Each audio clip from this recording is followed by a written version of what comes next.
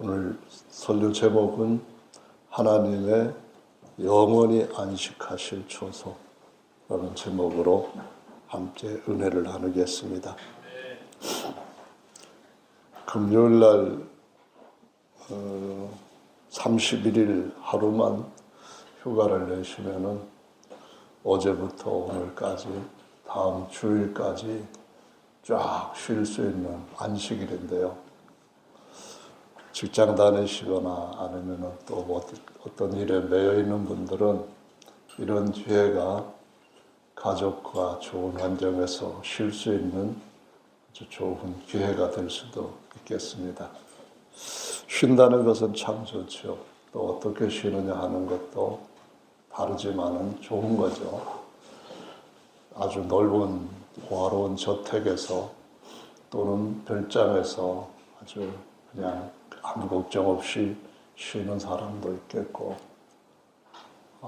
며칠 동안 일주일 아니면 한 달 계속해서 너무나 힘든 일로 인하여서 고생하다가 그냥 조그만 학고방에서 세상 모르고 잠이나 푹 자는 식으로 쉬는 사람도 있겠고, 쉬는 거는 참 좋은 거죠.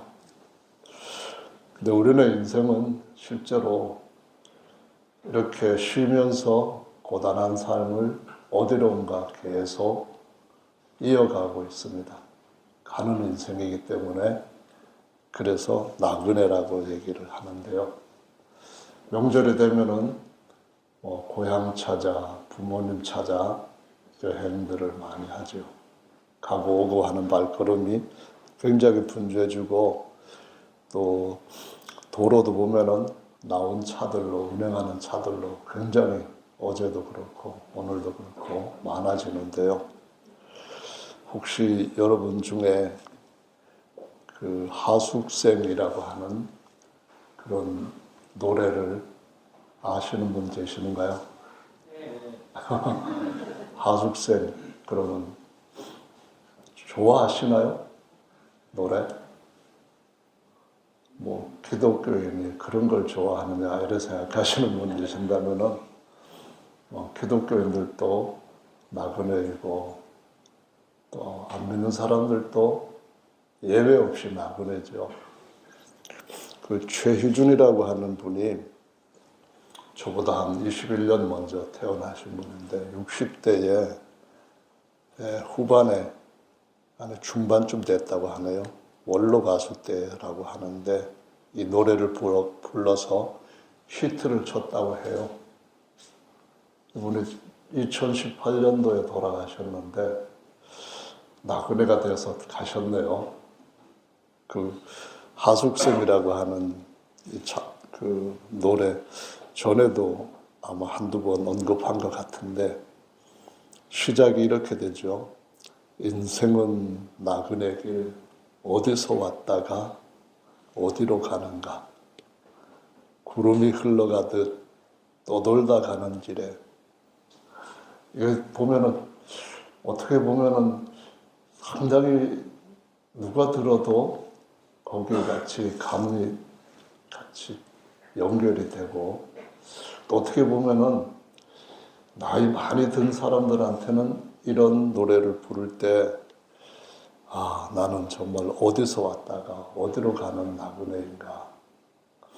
나는 이 세상을 떠나면은 어디로 가서 어떻게 될 것인가. 이런 생각에 빠져서 굉장히 참 우울할 수도 있겠고, 아니면은 마음이 착잡해질 수도 있겠고, 돌아온 인생이 길고 힘들었던 나그네 길이었다고 생각했는데, 또 어떻게 보면은 초로 인생이라는 말처럼 금방 흘러갔다. 언제 내 머리에 이렇게 소리가 내리고 또 창문은 닫히고 그리고 여러 가지 기둥들은 흔들리고 있는 이러한 나그네 길을 마칠 때가 가깝다고 느끼는 그런 나이에 들어왔는가. 이거 좀 누가 빌려가면 얼마나 좋을까. 꺼주고 싶은데, 무료로 꺼주고 싶은데 빌리는 사람은 하나도 없어서 어떡하나. 올해도 떡국을 하나 더 먹어야 되나 이런 생각을 할 것이라 생각됩니다. 나그네길이라는 말은 아무에게나 맞는 말이에요. 또 그거 가지고 틀린 말이라고 대드는 사람도 못 봤어요. 근데 그런 나그네에 대한 삶이 우리에게 주는 어떤 중요한 교훈이 성경에서는 아주 중요하게 가르쳐지고 있기 때문에 명절을 찾아서 고향을 찾아서 가는 이런 시기에는 더욱더 이러한 주제에 대해서 살펴보는 것이 우리한테 신앙에도 아주 중요한 부분이라고 생각이 듭니다. 여러분 톨스토이 잘 아시죠? 아주 유명한 그러한 작가이죠. 톨스토이가 그 노벨상 문학상을 받았을까요? 아니면 못 받았을까요? 받았다고 생각하시는 분, 워낙 유명한 분이니까. 아니면은 전쟁과 평화라고 하는 그런 책도 지어서 엄청난 영향을 끼쳤으니까 평화상을 받은 것 아닐까? 박지훈 집사님 받았나요?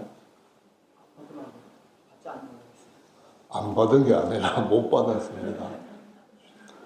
받고 싶어서 그랬던 것은 아니지만은 못 받은 이유가 뭔가 하면은 로마는 가톨릭하고 로마 교회는 그 서방 가톨릭 교회와 동방 정교회로 분리가 되었습니다. 같은 가톨릭 교회였지만은 가르침에 조금 차이를 가지고 나눠졌어요. 그래서 동방 정교회 러시아에서는 이런 서방 로마 가톨릭하고는 조금 다른 식으로 오늘날도 존재하고 있는데, 톨스토이가 그 상을 못 받았던 이유 중에 가장 큰 것은 정교회를 버렸기 때문에 못 받았습니다. 그래서 반문을 당했죠. 정교회를 버렸던 이유가 뭘까 보는 것은 굉장히 중요한데요. 제가 톨스토이의 나그네 인생에 대해 가지고 말씀을 드리려고 지금 이런 얘기를 같이 꺼냈는데, 톨스토이가 정교회를 버렸던 이유는 사실상 이렇게 기록이 되어 있어요. 보니까 그가 파문을 당한 이유는 교회를 버렸기 때문인데, 그는 신을 거역해서 버린 것이 아니라 영혼의 온 힘을 다해 그를 섬기기 위해 버렸다라고 항변을 했대요. 그는 정교의 가르침은 이론적으로 교활하고 해로운 거짓이며 실천적으로는 기독교 가르침의 모든 의미를 가리는 가장 천한 미신과 속임수의 조합이라고 했습니다. 그리고는 정교에서 나와버렸어요. 그랬더니 정교에서 파문을 했고요. 근데 그 정교에서 파문을 하고 썼던 책이 부활이라고 하는 책인데, 톨스토이의 대표적인 작품으로 알려져 있죠. 그 작품에서 정교회의 교회상과 사회상에 대해서 신랄하게 심판받아야 된다고 하는 내용들을 다뤘기 때문에, 그래서 당시의 심사위원들이나 뭐 이런 사람들이 볼 때는 상 줄 수 없다 그랬고, 수많은 지식인들이 일어나서 톨스토이에게 상을 줘야 된다고 했을 때도 나는 상을 안 받아도 괜찮다는 그런 식으로 얘기를 했다고 하는데, 근데 이 톨스토이가 쓴 그 글 중에, 책 중에 이런 것이 있어요. 삼위일체에 대한 것이거든요. 그 삼위일체에 대한 것을 근래에는 한국어로 번역된 내용도 있는데, 성경 말씀을 순수하게 누구나 다 정직한 마음으로 읽으면은 하나님이 오직 한 분, 구약에서도 한 분, 신약에서도 한 분, 그 하나님이 신약의 구원자로 오셨다. 이것을 농부도 알 수 있고 그냥 시골 아줌마도 알 수 있고 다 알 수 있는데 거짓말로 만들어 놨다고 하는 그런 아주 강력하게 반대하는 내용의 글까지도 썼어요. 그러다 보니까 톨스토이가 그렇게 유명한 그런 저술가인데도 그 상을 못 받았다고 하는데요. 톨스토이가 나그네에 대해서 나그네 인생이라고 하는 것을 가지고 얘기한 우화 중에 이런 것이 있습니다. 어떤 나그네가 광야를 지나가다가 사자를 만났대요. 그래서 얼른 목숨을 건지기 위해 가지고 가까이 있는 우물로 확 도망가서 우물 속으로 얼른 들어가 버렸대요. 그럼 사자가 우물 안까지는 들어오지 않을 거 아니에요. 그 우물에 안 들어가 있는데 그 우물 그 자기 밑에 보니까 큰 뱀이 또아리를 틀고 헤엄고 있더래요. 그래서 더 내려갔다가는 사자 피했다가 독사한테 칭칭 감겨가지고 그냥 숨 못 쉬고 죽고 밥이 되겠다 해갖고 그냥 그 내려가는 사이에 그 우물에 옛날에는 뭐 이런 나무 같은 것도 나왔으니까 나뭇가지를 붙들고 그냥 내려가지도 못하고 밖으로 나가지도 못하고 있는데 쥐가 2마리가 와가지고 나뭇가지를 착착 이빨이 자꾸 간지러우니까 각들어요. 하얀 쥐와 까만 쥐가 와서 계속 그러더래요. 그래서 이거 붙들고 있는 것도 그렇게 오랫동안 붙들고 있는 그런 상황이 아니다 생각하는데 언제 이 나뭇가지 뚝 떨어질지 모르는 판인데 나갈까? 아니면 떨어져 그냥 끝까지 가다 떨어져 죽을까? 그러고 있는데 그 나무에 벌집을 만들어 놨는데 거기서 꿀이 줄줄줄 흐르는 게 보이더래요. 그래서 나뭇가지를 잡고서는 발은 막 이렇게 옆에 그 돌로 우물 이렇게 만들어 놓은 데다 디디고서는 이러고 있었대요. 요즘 한국 사람들이 만든 노래 중에 해외에도 많이 알려졌다는 노래가 있잖아요. 아파트, 아파트, 아파트, 아파트. 이런 후렴구가 있다고 그러는데요. 그것도 그 전에 또 다른 버전이 있었다고 그러더라고요. 한강변에서 조명이 참 조명이 아니고 하여간 앞에 뷰가 굉장히 멋진 그런 아파트를 사서 사는 것이 꿈이었던 인생들도 있죠. 그래서 그 시대도 많은 사람들이 어떻게든지 첫째로는 돈 잘 벌기 위해서 공부 열심히 하고 직장을 얻게 되면 돈 많이 이제는 모으기 위해서 열심히 하고 근데 은퇴하고 나면은 모인 얼마만큼 돈 가지고 어떻게 쓸까 그렇게 고민하다가 어느 날인가 갑자기 생각이 버뜩 드는데 나 지금 어디로 가고 있지? 저 아파트는 누구 거지? 그래서 톨스토이가 우화로 거기에다가 내놓은 의미는 뭔가요? 인생은 밤낮 매달려 있는 나그네한테 나뭇가지를 계속 갈가대는 쥐와 같은 상황 속에 매달려 산다는 거예요. 근데 거기에서 아파트 생각하고 온 인생을 절반을 거기 갖다 쏟아 부었는데 알고 보니까 꿀 하나 혓바닥으로 조금씩 핥는 그것이 그 상황 속에서도 그렇게 중요하고 좋은 것처럼 행복처럼 느끼면서 살아왔는데 어느 날 벌써 떠날 때가 가까이 됐다는 생각이 들 때 나뭇가지 부러질 수 있다는 거죠. 그럼 우리 인생은 어떤가요? 하나님께서 우리한테 어떻게 살라고 말씀하시는가 그걸 가르쳐 주셨기 때문에 정말 모든 일에 감사하면서 살아야 되는 것이 정말 지혜를 갖고 사는 인생인 줄로 믿습니다. 왜 살고 어떻게 살고 어디로 갈 준비를 하는가 그것은 정말 중요하다고 생각이 되는데요.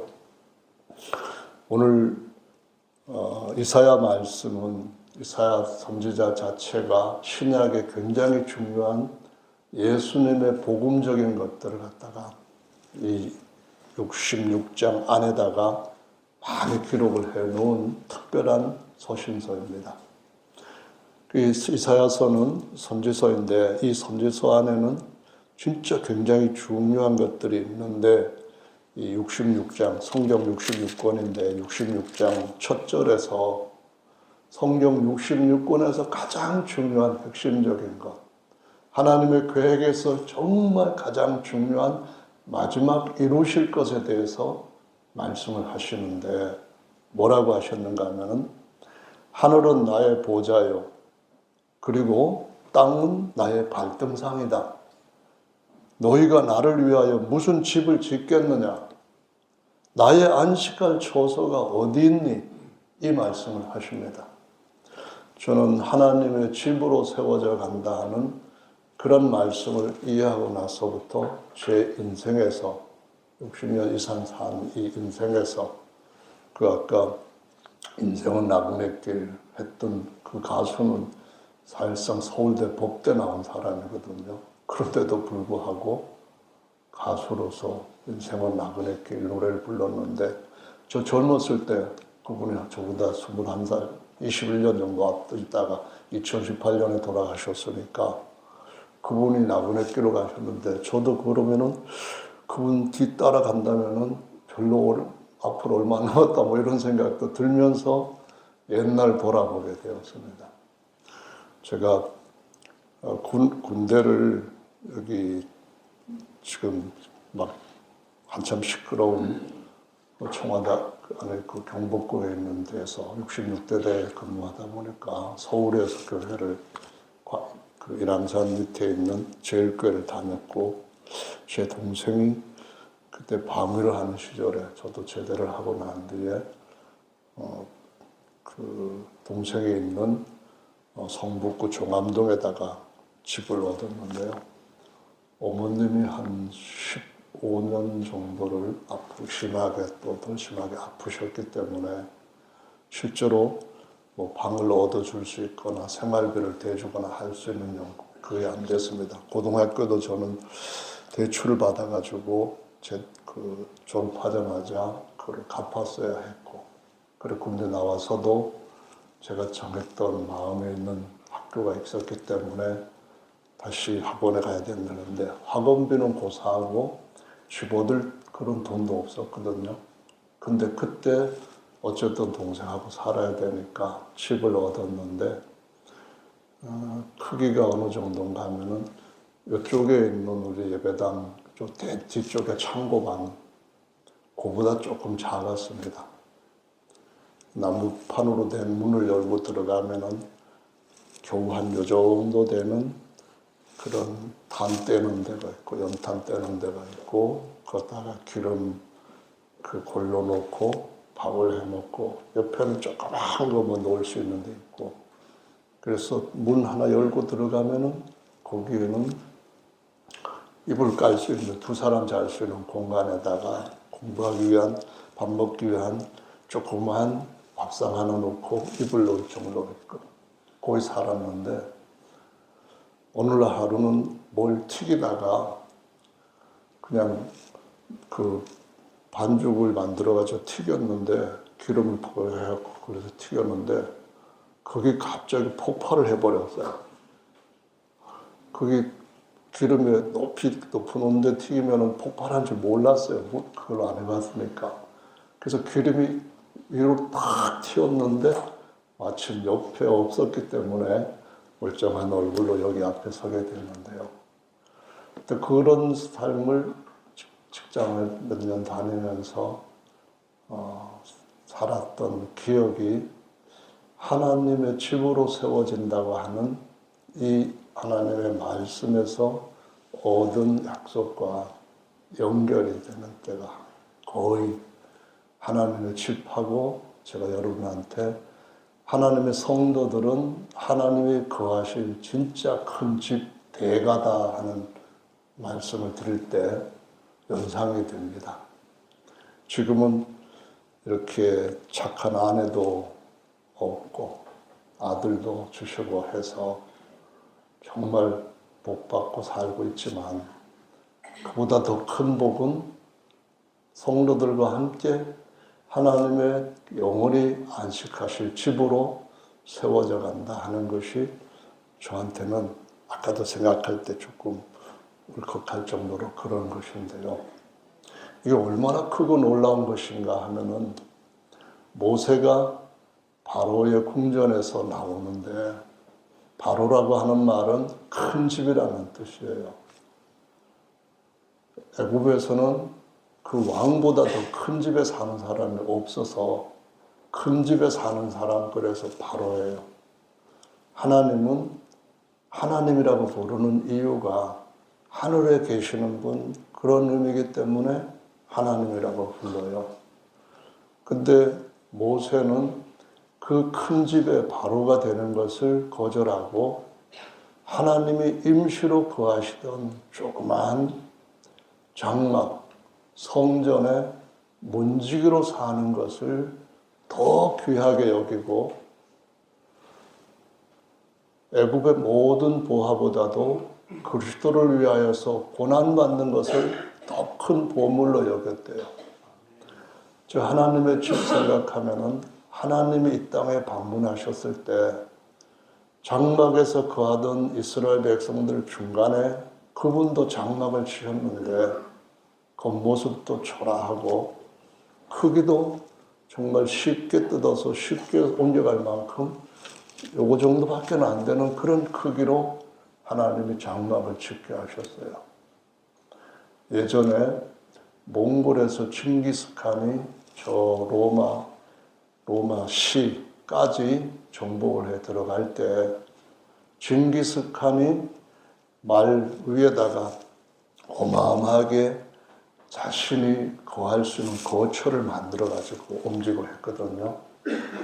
칭기스칸이 했던 집하고도 비교가 안 될 정도로 하나님은 조그만하게 집을 짓고 거기에서 계시던 분이셨는데 그 의미가 어떤 의미인가 하면은 우리가 영원히 쉴 수 있는 초소로 가야 된다 하는 그런 의미거든요. 장막을 하나님 말씀하실 때 그 장막은 우리가 뭐든지 부족함이 없이 쉴 수 있다 그 말이에요.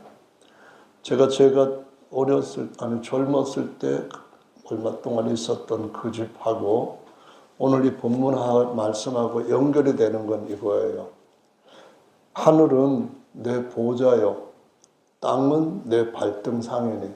이 말은 여러분이 만약에 이런 사무실에다가 의자 하나 놓을 정도 공간밖에 안 되고 거기에다가 그냥 보좌 있을 뿐만 아니라 발이라도 조금 올려놓으면 조금 편하겠다 해서 발 올려놓을 정도밖에 안 되는 공간이 있다고 한번 생각해 보세요.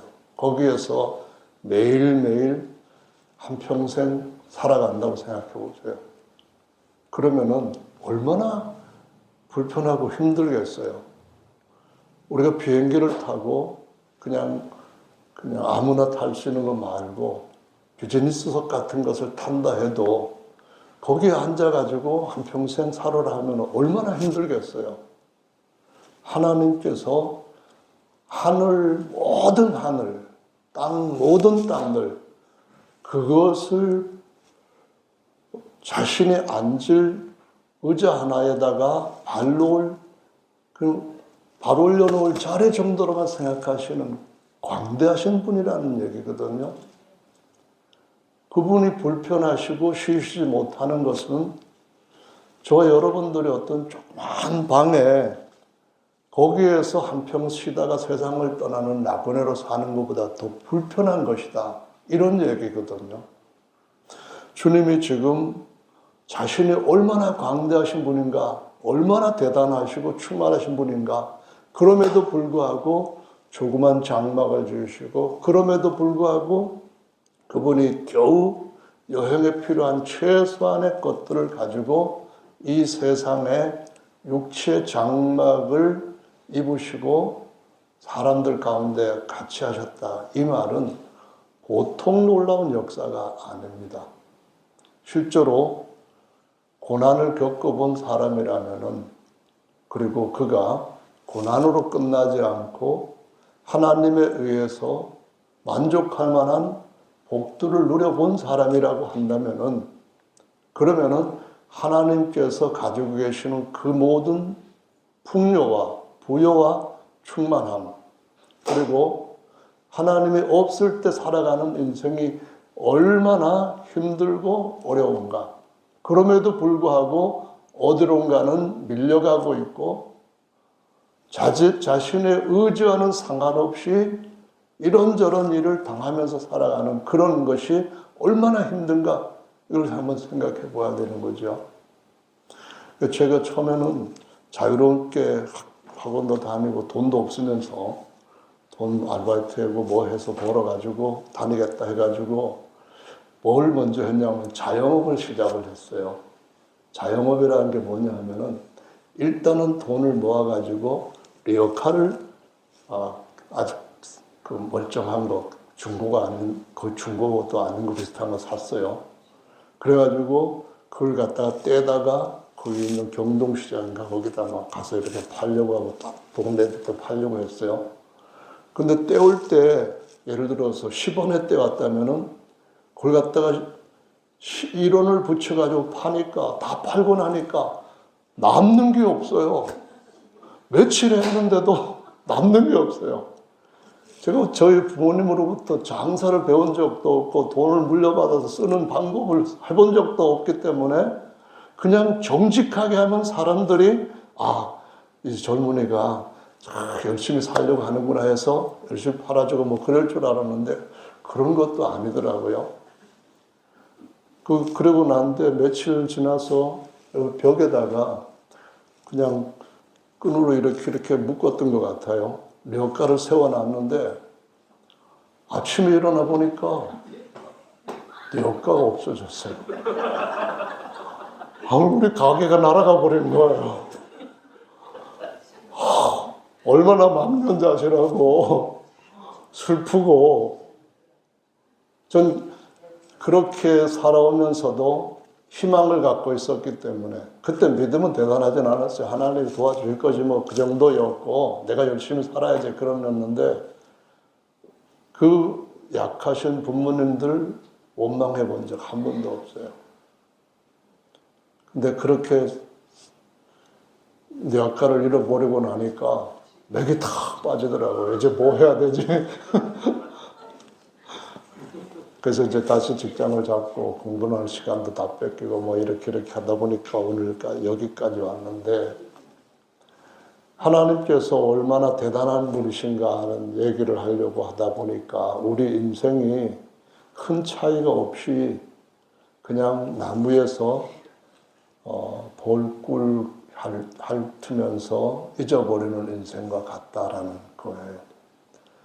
우리 위에는 사망의 왕노릇 하고 있었고 우리 밑에는 영원한 사단 마귀가 떨어질 나락이 있었다는 것을 잊어버리고 산다는 거예요.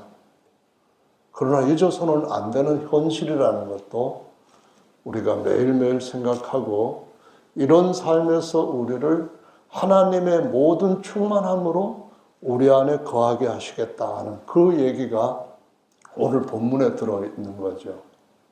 하나님이 얼마나 크게 광대하게 우주를 지으셨을까요? 측량이 안 돼요. 얼마나 많은 별들을 지으셨는지 셀 수가 없어요. 얼마나 넓은 첫째 하늘, 또 얼마나 대단한 둘째 하늘을 지으셨는지 우리는 전혀 알 수가 없어요. 그런데 그분이 뭐라고 하시는가요? 나는 하늘과 땅을 다 짓고 7일째 쉬었지만은 내가 쉴 곳은 정작 아직 짓지 못했다는 거예요. 나의 안식할 처소가 어디 있니? 그 말씀을 하시는 거예요. 솔로몬이 성전을 장엄하고 크게 지어서 드렸지만 하나님이 영원히 거하실 처소입니다 이 말을 했지만 하나님은 어디나 다 계시는 분이시고, 그분이 첫째 창조는 완성하시고 쉬셨고 지금까지 다 이루셨지만은 정작 그분이 쉬실 집을 세우시는 일은 다 끝나지 않으셨다는 거예요. 그래서 지금도 저와 여러분들을 위하여서 아버지 되신 그분이 집을 지으시고 계시는 줄 믿습니다.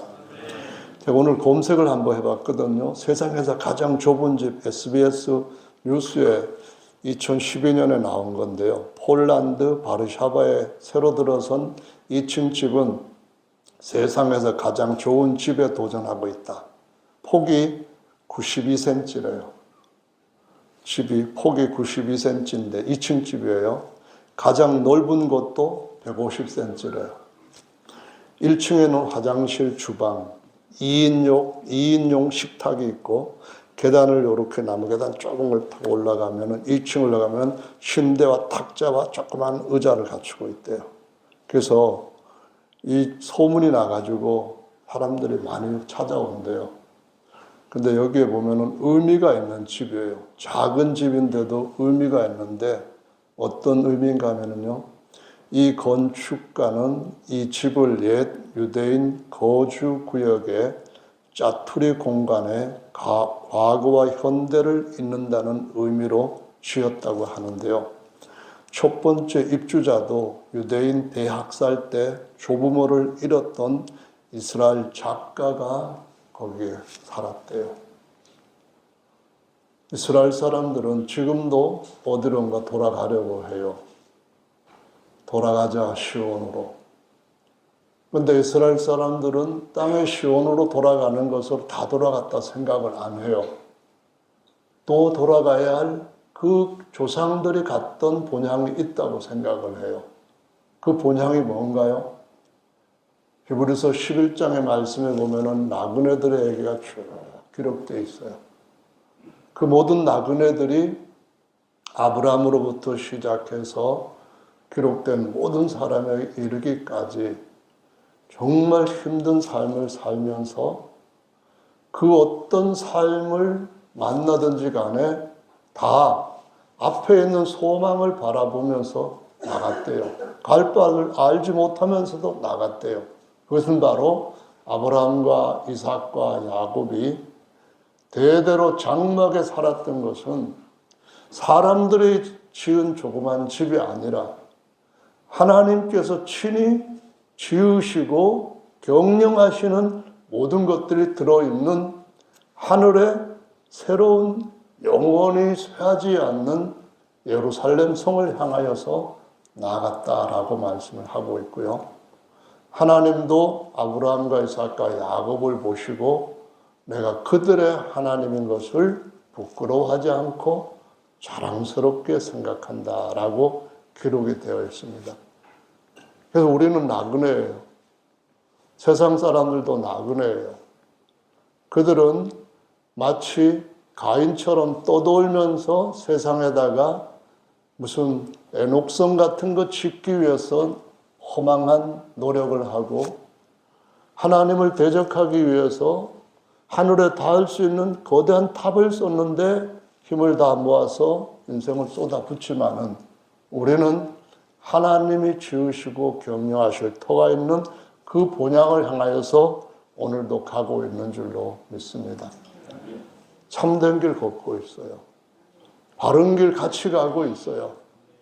이 길에서부터 벗어나면은 정말 사자도 만나고 뱀도 만나고 떨어져서 목 부러지든지 허리 부러지든지 머리 깨지든지 그것보다 더 심각한 종말을 맞이할 수밖에 없다고 톨스토이도 그렇게 우화로 만드는 거예요. 그래서 우리 주님 앞에서 우리의 모든 삶이 참된 안식을 향하여서 끝까지 잘 갈 수 있는 은혜가 있기를 예수님의 이름으로 축원합니다. 근데 그 말씀이 히브리서에서 보시면은 안식에 대한 말씀을 3장과 4장에서 하거든요. 3장에서 4장까지 안식에 대한 얘기를 할 때 먼저 어떤 얘기를 하는가 하면은 3장 1절 말씀부터 6절에 기록된 말씀을 한번 살펴보실래요? 1절부터 6절 찾으셨으면 같이 읽어보시겠습니다. 시작. 그러므로 함께 하늘의 부르심을 입은 거룩한 형제들아, 우리의 믿는 도리의 사도시며 대제사장이신 예수를 깊이 생각하라. 저가 자기를 세우신 이에게 충성하기를 모세가 하나님의 온 집에서 한 것과 같으니 저는 모세보다 더욱 영광을 받을 만한 것이 마치 집 지은 자가 그 집보다 더욱 존귀함 같으니라. 집마다 지은 이가 있으니 만물을 지으신 이는 하나님이시라. 또한 모세는 장래에 말할 것을 증거하기 위하여 하나님의 온 집에서 사환으로 충성하였고 그리스도는 그의 집 맡은 아들로 충성하였으니 우리가 소망의 담대함을 함과 사랑을 끝까지 견고히 잡으면 그의 집이라. 아멘. 여기에 집마다 지은 이가 있다 하시면서 만유를 지으신 분이라고 했을 때 우주예요. 우주. 지부집주하는 우주를 지으신 분도 계신다는 거예요. 학구방 조그만데도 지은 이가 있고요. 두꺼비 집도 지은 두꺼비가 있어요. 그렇게 크고 광대한 우주도 지으신 분이 있기 때문에 있다는 거예요. 저절로 어디서 펑 터져 나온 것이 확실히 아니라는 거예요.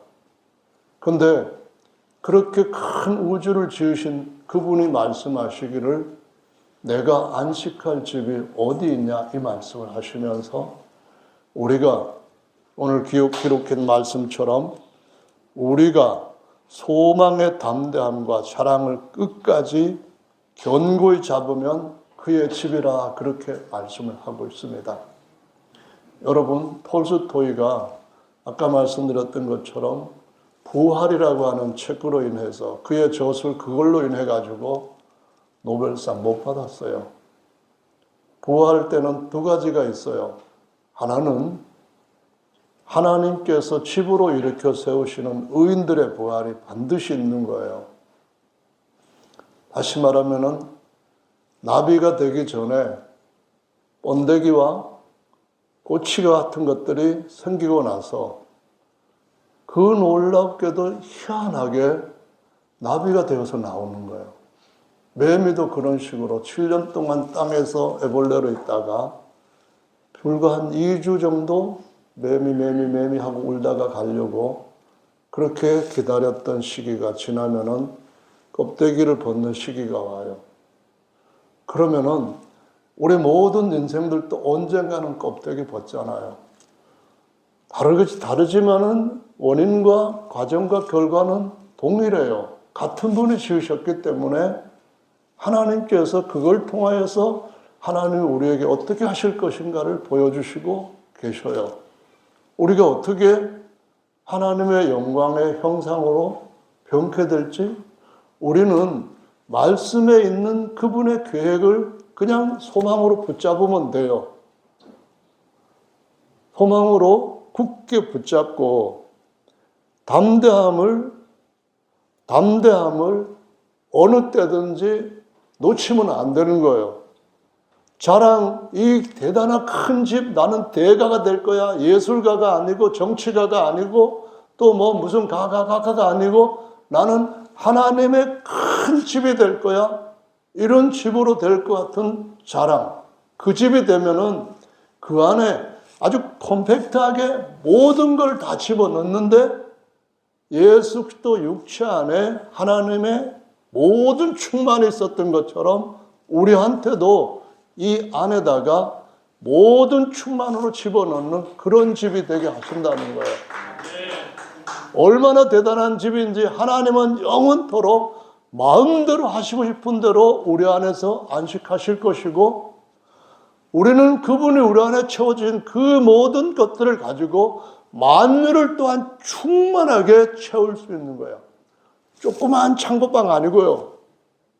대단히 큰 우리 무슨 다른 사람들이 보면은 부러워가지고 진짜 환장하겠네. 이렇게 엄청난 그런 집을 채운 것 그 정도도 아닌데 이 세상에서 예수님께서 입으셨던 장막이 그렇게 보잘것없는 집이었는데도 불구하고 하나님의 모든 충만함, 부족함이 없을 뿐 아니라 만유를 채울 만큼의 엄청난, 채우고도 남을 만큼의 엄청난 것들을 집어넣을 수 있는 그 집이 키가 160이든 2m든 상관없이 하나님은 충만하게 채워주시는 진짜 찐한 하나님의 만족하실 만한 쉴 집이시라고 말씀을 하시는 거잖아요. 그래서 이걸 잡으라는 거예요. 이거를 견고히 잡으라는 거예요. 옆에 벌꿀 흐른다고 해가지고 밤낮으로 지들이 갈가대는 나뭇가지 잡지 말고 하나님께서 주신 이 약속의 소망을 견고히 잡으라는 거예요. 팔 힘들어도 주님 힘 주십시오. 주님께서 감당치 못할 시험은 주신 일이 없다고 하셨으니 저는 끝까지 붙들겠습니다. 이 믿음을 가지고 25년 살 뿐만 아니라 우리 나그네 길 마칠 때까지 살라고 말씀하시고 있습니다. 그래서 마지막 명절이 바로 초막절이었다가 그 초막이 변해가지고 하나님의 장막으로 끝나는, 하나님이 영원히 우리 하나님의 장막된 사람들 사이에 예수 그리스도와 함께 거하시는 영원히 에스겔서 47장에 나오는 말씀처럼 야훼 샴마하실 일을 우리가 보게 될 줄로 믿으시기 바랍니다. 여러분 힘내세요. 우리는 보통 사람들이 아니고 가인처럼 떠도는 인생이 아니라 목적이 있는 세세 후손 에노스인 줄로 믿으시기 바랍니다.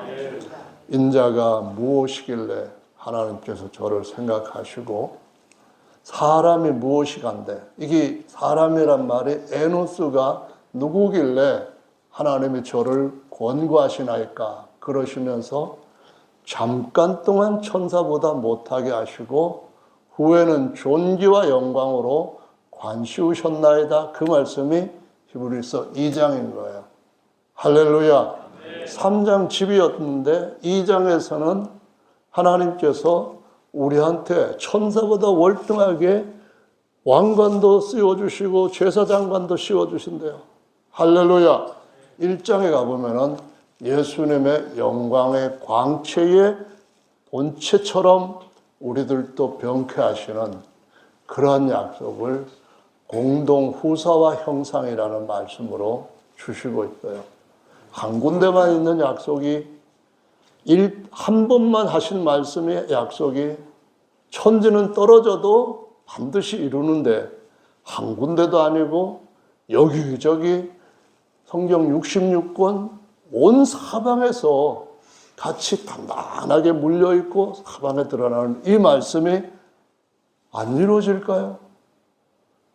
반드시 주님은 자신이 쉬실 때를 마무리하실 줄로 믿으시기 바랍니다. 주님께서 우리 삶 가운데도 우리 속사람의 그런 안식을 누리면서 어느 날 겉사람까지도 완전한 안식에, 아버지 그분의 안식에 참여하는 은혜가 있기를 예수님의 이름으로 축원합니다. 히브리서 3장은 말합니다. 너희가 내 안식에 들어오려면은 마음을 강팍해 했던 광야시대 사람처럼 하지 말라. 오늘날 거듭난 우리에게도 그의 안식에 참여할 때가 온다. 이 말씀합니다. 하나님이 내 안식이라고 표현한 것은 내가, 의인 내가 있다라고 하는 내가 다 준비했다는 겁니다. 에덴 동산에서 아담이 눈 떠봤을 때 다 준비해 놓으셨지. 아담이 젊은 나이에 하나님 앞에 이렇게 튼튼한 몸으로 만들어졌으니까 참 감사다 하면서 집 지었습니까? 나무 심었습니까? 길 닦았습니까? 아담이 한 것이 뭐가 있습니까? 하나님께서 쉬실 때 저도 쉬면 돼요. 저도 그러면 우리 할아버지니까 안 되겠네요. 그 어른도 그냥 쉬면 됐던 거예요. 근데 하나님은 여전히 내가 영원히 쉴 집은 여기가 아니다 하시면서 아담 안에 그분이 들어오시고 아담 후손들 안에 그분이 들어오셔서 영원히 그 몸을 흙에서 만들어졌던 영광 있는 몸이었지만 범죄함으로 낡고 병들고 죽어가고 쓰러지는 그 몸을 다시 부활로 일으켜서 다시는 쇠하지도 않고 썩지도 않는 영광과 신령한 만유의 그분의 집으로 세우시는 일을 하시기 때문에 그의 안식이라고 말씀하는 거예요. 내 안식, 그거 말씀하셨는데 땅에서 살아가고 있는 낙뢰된 우리들은 그분의 안식에 반드시 참여하자 그 말입니다. 야훼께서 우리에게 안식을 주실 때 야훼 예수화가 이루어질 줄로 믿으시기 바랍니다.